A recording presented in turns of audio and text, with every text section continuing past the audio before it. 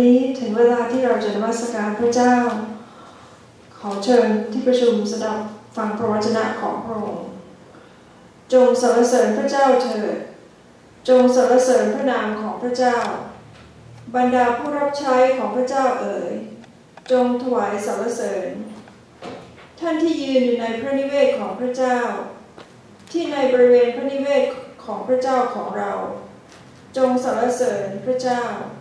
เพราะพระเจ้าประเสริฐจงร้องเพลงถวายพระนามของพระองค์เพราะพระองค์ทรงพระเมตตาขอเชิญที่ประชุมถวายเพลงบทที่100 Let us sing hymn number 325